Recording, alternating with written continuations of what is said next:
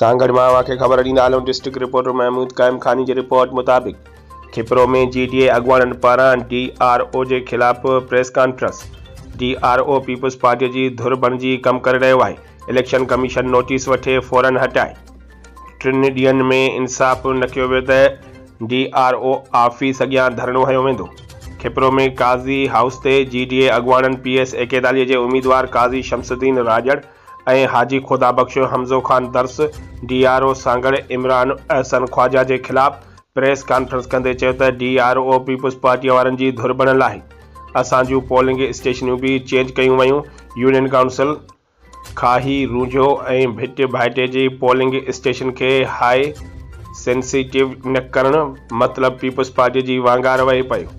उन अमल जी मज़म्मत कयूं था ऐं इलेक्शन कमीशन समेत हाई अथॉरिटीज़ खां मुतालबो कयूं था त हिन DRO खे हटायो वञे। असांजा जाइज़ मुतालबा 3 ॾींहंनि जे अंदरि हल न कया विया त DRO ऑफिस DRO खिलाफ़ आहे। DRO इहो पहिरीं हिते बल्दियाती इलेक्शन में हुयो जे उन पोलिंग स्टेशन ते बि धांधलियूं करायूं। हिन वक़्तु बि 8 पोलिंग स्टेशन जेके इलेक्शन कमीशन कयूं उहे चेंज कयूं हुयूं असांजूं।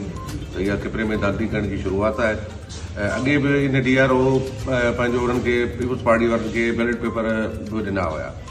तंहिंजे करे आऊं हायर अथॉरिटी खां अपील थो कयां त इन शयुनि खे कंट्रोल कयो वञे त शइ में वधीक नुक़सान जो ख़दशो आहे, झगड़नि जो ख़दशो आहे। ऐं जे हाई सेंसिटिव कयूं थियूं वञनि त जेको आहे हाईली सेंसिटिव कयूं थियूं वञनि त पूरे तालुके खे भले हाईली सेंसिटिव कयो वञे। हाणे पीपल्स पार्टी वारनि जो पोलिंग स्टेशन छॾे जेके असांजो पोलिंग स्टेशन उन्हनि खे हाईली सेंसिटिव कयो वियो आहे। जेके हुन जो पोलिंग स्टेशन आहिनि उहे उन्हनि खे छॾियो वियो आहे। इहा अर्ज़ा तव्हां सभिनी दोस्तनि खे वधीक तव्हां कुझु पुछणु चाहियो था ऐं असां मुख़्तलिफ़ इदारनि खे मोकिलियो बि आहे इन हवाले सां। 12 डिपार्टमेंट उहो तव्हांखे कॉपी ॾेई छॾियूं था।